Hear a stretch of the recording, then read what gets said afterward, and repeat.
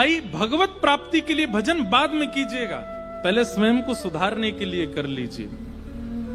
कथाएं भगवत दर्शन के लिए बाद में सुन लीजिएगा, पहले अपने चित्त को तो सुधारिए। हम हैं कैसे, हमारी विचारधाराएं कैसी हैं। कभी सोच करके घृणा नहीं आती, हम क्या क्या सोच लेते हैं, कहां कहां तक पहुंच जाते हैं, क्या क्या खा लेते हैं, और फिर कथा सुनते हैं किशोरी जी मिलेंगी, कभी नहीं। इसलिए श्रीमद् भागवते महामुनि कृते किंबा परिरीश्वर सद्यो हृदयवरुध्यते त्रिकृतभि शुश्रूषुभे तत्क्षणा। भागवत जी में बहुत सामर्थ्य है। श्रीमद् भागवत की कथा में इतनी सामर्थ्य, केवल शब्द से चिकित्सा होती है श्रोताओं की, केवल शब्द से। इसलिए अपनी चिकित्सा के भाव से आइए कि हम बदलें, हम परिवर्तित हों, हमारा सुधार हो।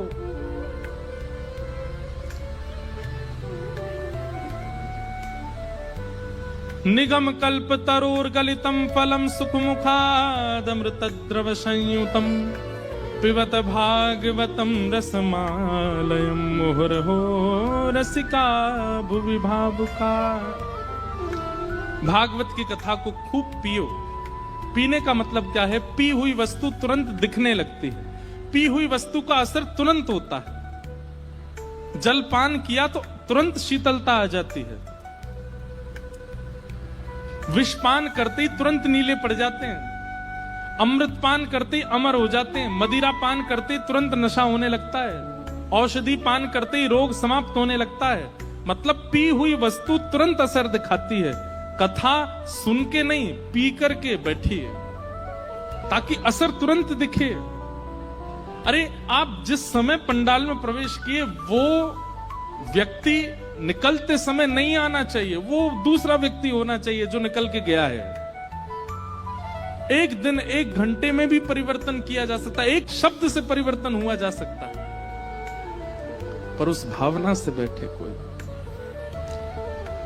चारों वेदों को निचोड़ करके पिलाया जा रहा है भागवत के रूप में। निगम कल्प तरोर गलितम फलम, वेद रूपी कल्प वृक्ष का पका हुआ फल है श्रीमद् भागवत। और सुख मुखाद अमृत द्रव संयुतम, सुखदेव जी के मुख लग जाने से अमृत तुल्य हो गया है। अभी कुछ दिन पहले जोधपुर में कथा थी, उस कथा को जरूर सुनिएगा। उसमें श्री शुकाचार्य जी का विस्तृत वर्णन किया कि सुखदेव जी भागवत के वक्ता किन की कृपा से बने। किशोरी जी की कृपा से, श्री राधा रानी की कृपा है कि आज हम भागवत जी सुन रहे हैं। सुख और सारी, ये निकुंज में दो ऐसे लीला होती हैं। थोड़ा थोड़ा सा बोल देता हूं, समझने का प्रयास कीजिएगा। ठाकुर जी जब निकुंज में होते हैं ना, तो किशोरी जी और ठाकुर जी कई बार बहुत थके होते हैं तो कहीं जाते नहीं हैं, बस अपने सुंदर आसन पर बैठ जाते हैं और फिर सखियों से कहते हैं आप लोग ही लीला कर करके हमको आनंदित कराओ। तब उनमें एक लीला होती है सुख और सारी की लीला। सुख और सारी की लीला क्या है? सुख जो है ये ठाकुर जी के पक्ष का होता है और सारी जो है ये किशोरी जी के पक्ष की होती है। और इनमें आपस में फिर डिबेट होती है।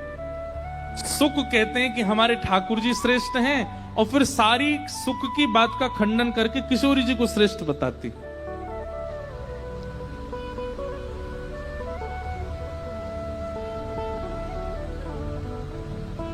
जैसे सुख कहेगा हमारो लाला तो ऐसो फल है जामे ना तो छिलका है और ना गुठली है, रस ही रस है। समझ रहे हैं बात को? बोले हमारो लाला तो ऐसो फल है जामे ना तो छिलका है ना गुठली है, अंगूर है हमारो लाला तो। ये बात सुख कहेगा। कहीं ते भी चख के देख लो, चाहे आके नेत्रन ने देख लो, चाहे आकी वाणी सुन लो, चाहे आके अंग देख लो, चाहे आके रों को देख लो, चाहे आकी चाल देख लो, चाहे आके वस्त्र देख लो, चाहे आकी ढाल देख लो, चाहे आकी मुस्कान देख लो। अरे भैया, अधरम मधुरम, वदनम मधुरम, हसितम मधुरम, चलितम मधुरम, वमितम मधुरम, समितम मधुरम, मधुराधिपते अखिलम मधुरम। हमारे लाला में तो सब मधुर ही मधुर है।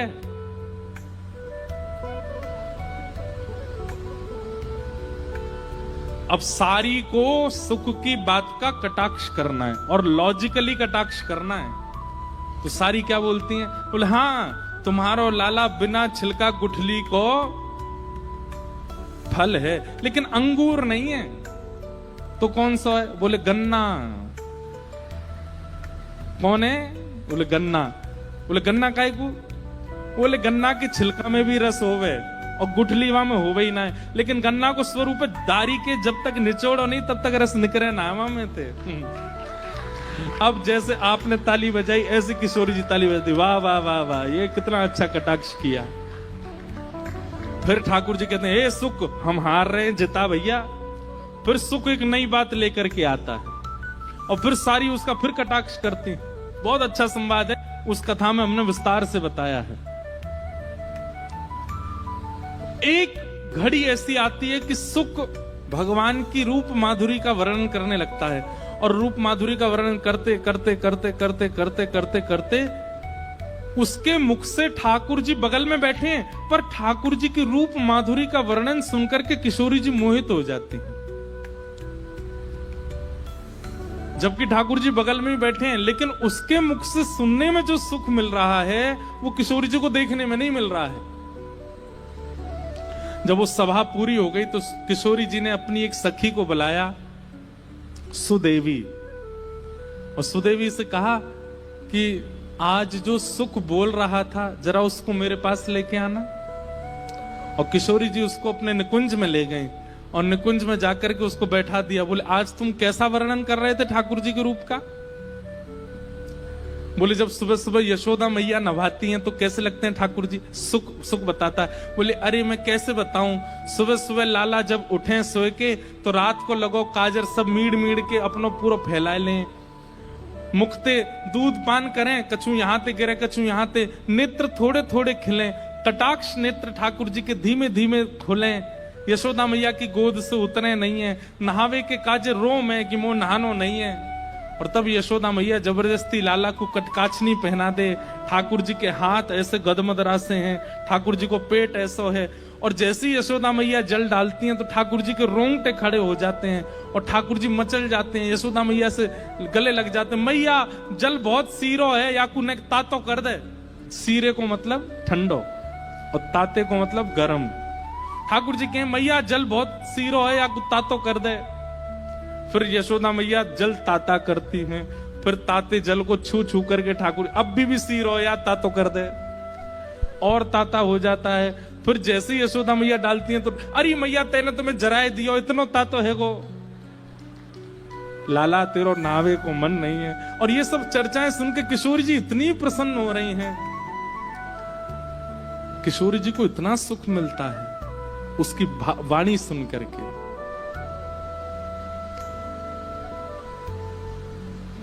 अब तो किशोरी जी कभी निकुंज में जाती हैं, कभी वन में जाती हैं, कभी कक्ष में बैठी होती हैं, कहीं भी वो सुख साथ ही रहता है। इसलिए कई स्वरूपों में आपने देखा होगा किशोरी जी के कभी कंधे पर सुख बैठा है, कई कई घरों में सेवा में भी जैसे किशोरी जी की ऐसी मुद्रा है तो यहाँ पे एक सुख बैठा देते हैं। क्यों? ठाकुर जी का गुणानुवाद सुनाता है किशोरी जी को, और किशोरी जी को इतना भाता है, इतना भाता है, उसके भाव इतने प्रिय लगते हैं किशोरी जी को। तब किशोरी जी कहती हैं कि इस भाव से कितने रसिकों का कल्याण होगा। हे सुख, तुम पृथ्वी पर जाओ और पृथ्वी पर जाकर के ठाकुर जी के यश का गुणगान करके आओ। तब वही किशोरी जी का सुख पृथ्वी पर श्री सुखदेव जी महाराज के रूप में प्रकट हुए और श्रीमद् भागवत की कथा को जन जन तक पहुंचाया।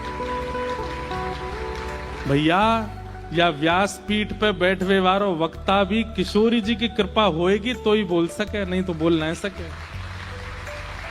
और बोल तो देखो, बोल तो कोई भी सके, लेकिन वाके बोलवे ते परिवर्तन तभी होएगा जब किशोरी जी की कृपा होएगी। हमारी किशोरी जी की कृपा से सुख प्रादुर्भाव होता है, और ऐसे श्री शुकाचार्य जी महाराज प्रकट हुए। इसीलिए कहा गया सुख मुखाद अमृत द्रव संयुतम। श्रीमद् भागवत की कथा रस युक्त है, पर सुखदेव जी के मुख से निर्झरित होने के बाद अमृत के समान हो गई है। क्यों? क्योंकि ये सुखदेव जी हमारी किशोरी जी के द्वारा भेजे गए हैं, किशोरी जी के कृपा पात्र हैं।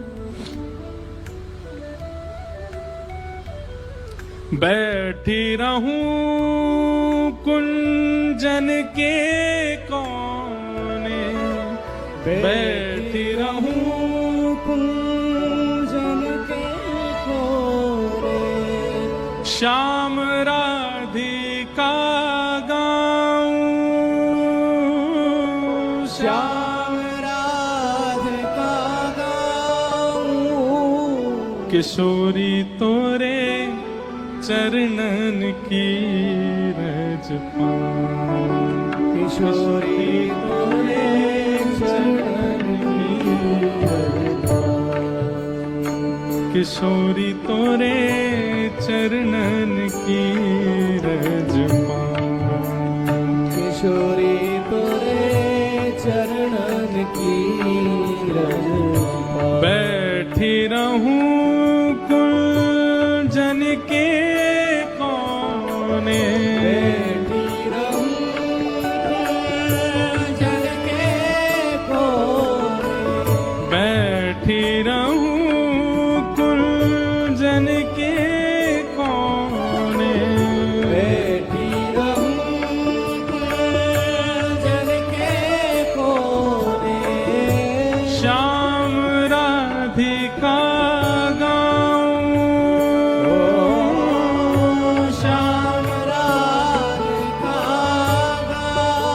किशोरी तोरे चरणन की रज पाऊं, किशोरी तोरे चरणन की रज पाऊं, श्री राधे तोरे चरणन की रज पाऊं, श्री राधा तोरे चरणन की रज पाऊं।